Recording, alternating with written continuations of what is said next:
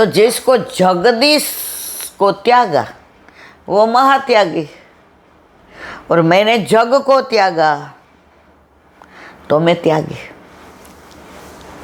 राजाए मुकुट, गळानो हार, हीरा मोती माणिक काढीने संत महात्माना चरणमां छुओ मत, छुओ मत, छुओ मत। ये लक्ष्मी को छुआओ मत। मैंने जगत को त्यागा, तुमने जगदीश को त्यागा। अब ये देख के मेरे से जगदीश छीन रहे हो क्या? वापिस लो। હવે સમાચાર ઉડતા ઉડતા રાણી અને કુંવર પાસે ગયા। બીજા રથમાં રાજા અંબાડી ઉપર હતો, રાણી ને કુંવર બીજા રથમાં આવ્યા। પિતાશ્રી ક્યાં? બેઠી જા। રાણી તો ઓજલમાં હતા, લાજ, પેલા તો મર્યાદા બહુ હતી। फिर भी नीचे उतरी, एक तरफ हाथ जोड़ के खड़ी हो गई।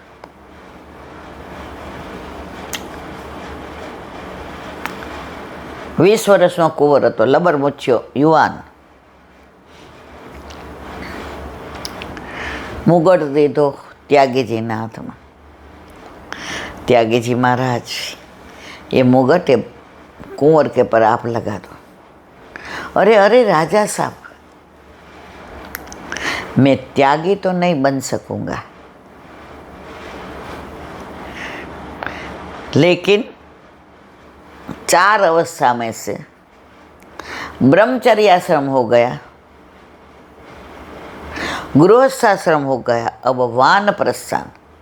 रानी की इच्छा होगी तो मेरे साथ चलेगी, वरना मैं वन में जाऊंगा।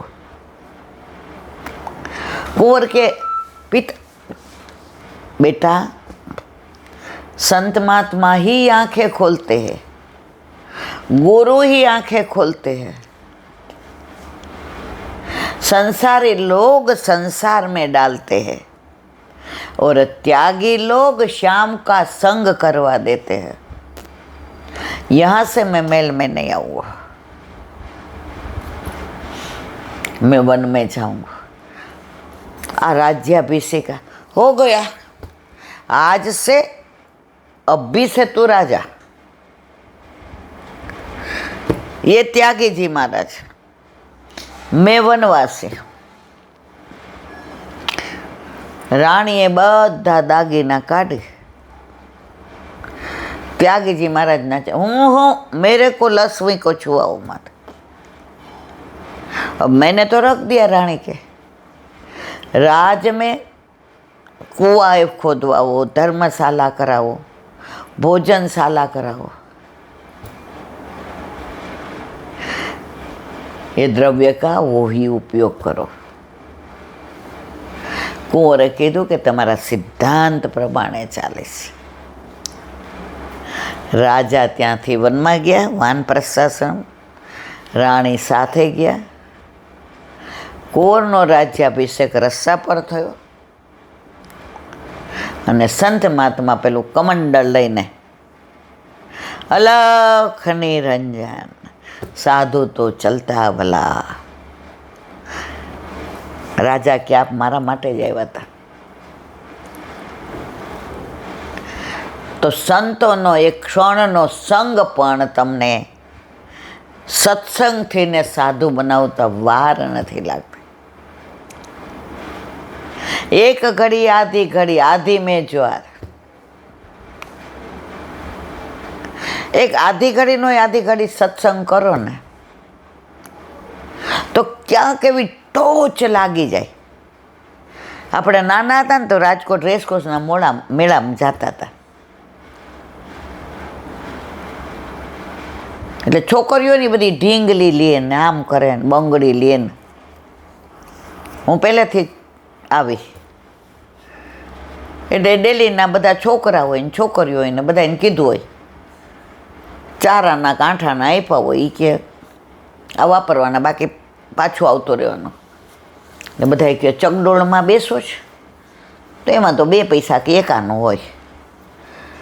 મારું ઓલું ખબર જ બંદૂક આવતી અને ફુગ્ગા ભરેલા હોય સામે લગાડેલા, એટલે નિશાન લગાવવાનું. ને મને હું ત્યાં જ દોડતી જાઉં. ઓલા બોલે આ છોકરાઓ માટે મારે કરવું છે. રોજ કરીએ મેળો તો 6, 7, 8 ને 9 સુધીનો હોય.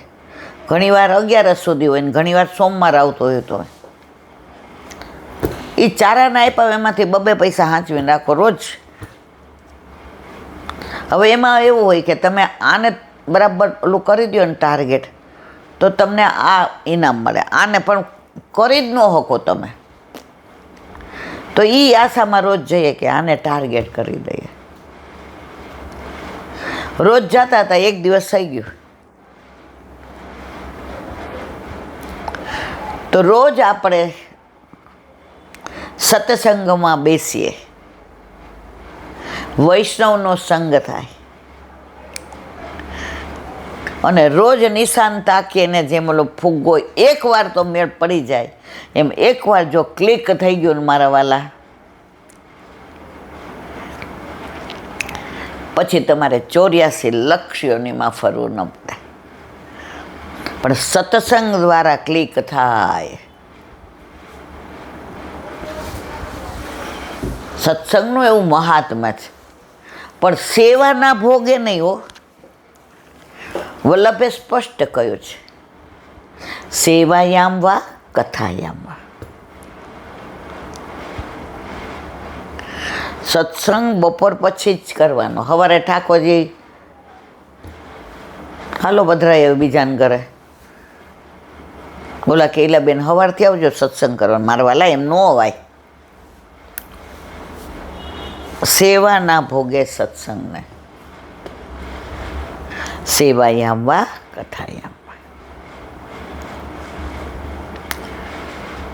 તો સેવાનો આનંદ લ્યો તો સત્સંગમાં આનંદ આવે. પરણીએ નહીં તો વખાણ કોના કરવા? તો આપણા ઘરે આપણા માથે બિરાજતા આપણા ઠાકોરજી. અહીંયા સત્સંગ આપણે 2 કરીએ છીએ, પ્રભુ બિરાજે છે એ સાંભળે છે,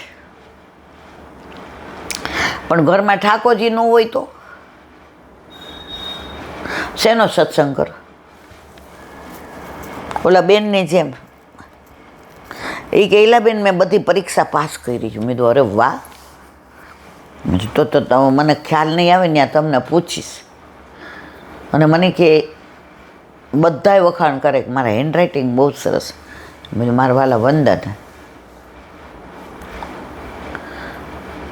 હવે ચા પાણી પીધા, ખરેખર જ્ઞાન બહુ હતું, બધું બહુ સરસ. હું તો એટલી રાજી થઈ ગઈ. પછી એના વર એને તેડવા આવ્યા, એટલે મેં તું બોલાવો ભાઈને અંદર. એ કે એને ડાયાબિટીસ છે, કાંઈ નહીં લે. મેં તું કાંઈ નહીં, મેવો તો લેશે ને ઠાકોરજીને ધર. બને કે હા એ લેશે. મેં તો બોલાવો. અંદર આવ્યા.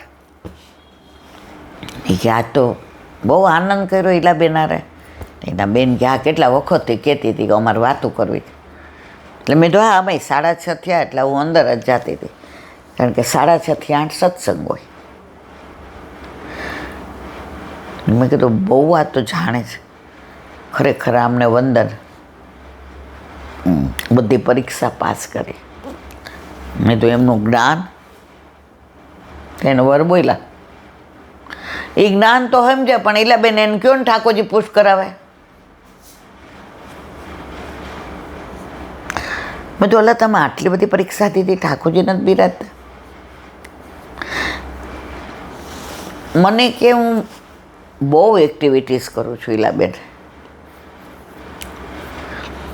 એટલે ઘણીવાર મારે સવારે મિટિંગ હોય, ઘણીવાર આમ હોય.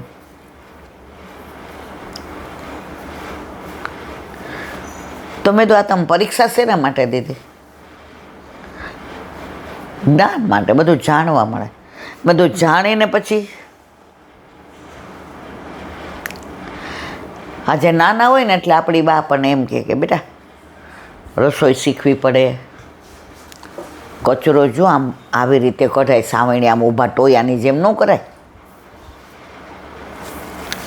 વાસણ ઘસે ને તો પહેલાં રાખ હતી, આવું નહોતું, કારણ કે સગડી હતી, ચૂલા હતા, એટલે રાખથી વાસણ ઘસીએ. તો ચીકણા હોય ને તો હું મૂકી દઉં એક બાજુ, પેલા ક્યાં કામવાળાને બધું હતું, એટલે મને આ કેમ મૂકી ઘીની તપેલી, હું કોઈ બહુ ચીકણી જ નહીં કરું. મારી બાજુમાં બેસી છે, સાંભળ, બહુ ચીકણું હોય ને એમાં ડાયરેક્ટ રાખને પાણી ન નખાય બટા. મેં શું કરાય બા? મને કે આને કોરું કરી નખાય. મેં તો વળી આ કોરું એટલે કે ઝાઝી બધી રાખ નાખી, પાણી અડાડવાનું નહીં, અને ખૂબ ઘસો ને બધું ઘી નીકળી જાય, પછી એને ધોઈ નાખવાનું, અને પછી પાણી અડાડીને પાછી રાખ નાખવાની. મને કે જો ચમકે છે કે નહીં. આપણે તો રાજી થઈ ગયા. પછી શાક વગાડતા શીખવાડ્યું એટલે કે એમ ઊભા થઈને આમ ન ફેંકાય બટા, છાંટા ઉડે, આ તો બધે શરીરે ફોલ્લા થઈ જાય. મેં ના હો, તારી જેમ ના કરું, પછી હું દાજી જાઉં.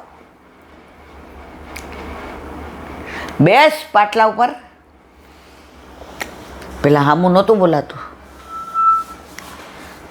લે હાથમાં મુઠ્ઠી ભર. હવે પાણીવાળું શાક હોય, ટીંડોળા હોય કે કોબીજ હોય, આમ કરે, મૂક, હિંગ નાખ, અને જેવો લીમડો નાખ્યો ને એવો થોડો થોડો અવાજ આવે, બીક લાગે, ઊભી બેસ.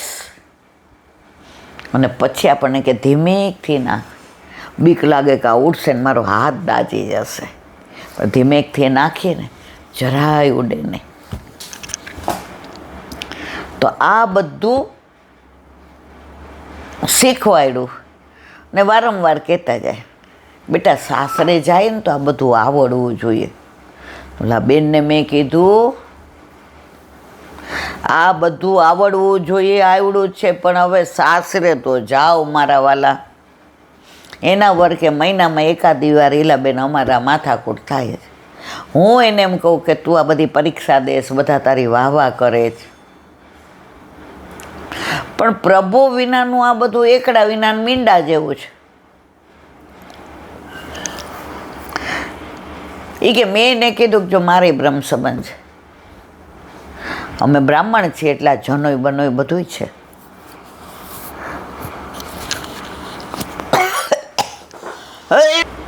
તો તમે આ ભણો છો, વાંચો છો, શીખો છો, યાદ રહે છે, પરીક્ષા દઈએ છીએ, પણ ઇમ્પ્લિમેન્ટ તો સેવા હોય તો જ થાય ને મારવાલા. શાક તમે વઘારતા શીખવાડી દીધું તમને, પછી બા ટાઈમમાં હોય ત્યારે આપણે વઘારીએ તો ઘરના બધાય વખાણા, હા બેબી શાક સરસ કર્યું છે.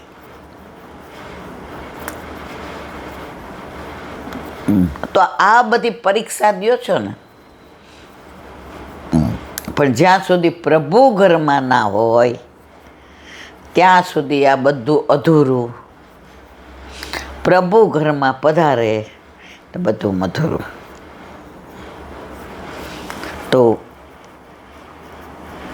પ્રેક્ટિકલ જિંદગીમાં થઈ જાવ ને તો તમને સેવામાંય આનંદ આવે, સત્સંગમાંય આનંદ આવે.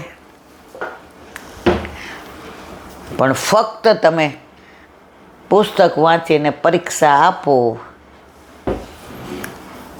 પછી કરાવ્યા કે નહીં મને ખબર નથી, કારણ કે પછી તો હવે કેટલા બધા આવતા હોય ને જાતા હોય. પણ મને એના વરની એક વાત બહુ સરસ ગમી. એ કે મેં એને સમજાવી કે જો આપણે બ્રાહ્મણ છીએ, સવારે આપણે રસોઈ કરીએ છીએ, બેયને બ્રહ્મ સંબંધ છે. હવે પુષ્ટ કરાવેલા ઠાકોરજી હોય તો તું તુલસી સમર્પણ કરે, નથી તોય તું થાળ તો ધરાવસ દે. તો કે હા એ તો ધરાવવું જ પડે ને. મેં તો આ તો મૂર્તિને ધરાવો છો. એના વર્કે મેં એને એ જ કીધું કે જો હવે હું રિટાયર્ડ થવામાં છું અને તને થોડું હવે તબિયતનું, અને આપણે ક્યાં ઠાકોરજી એવું કહે છે, જે તું બનાવ એ ધરાવજો, હું છું ને, હું તને સવારે ટોકરી કરી દઈશ, દૂધ લઈ આવી દઈશ, મેવો લઈ આવી દઈશ, બુહારી મંદિર વસર કરી દઈશ. અરે સ્કૂલેથી આવીને પાતળો કરી દઈશ. બોલ, મને એટલી ટેલ મળે, કારણ કે મારી બા કહેતી હતી સેવા કોઈ નાની મોટી છે જ નહીં.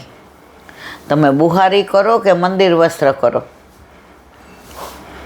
તમે સામગ્રી કરો કે જારીજી ભરો, પ્રભુ બધાથી રાજી છે.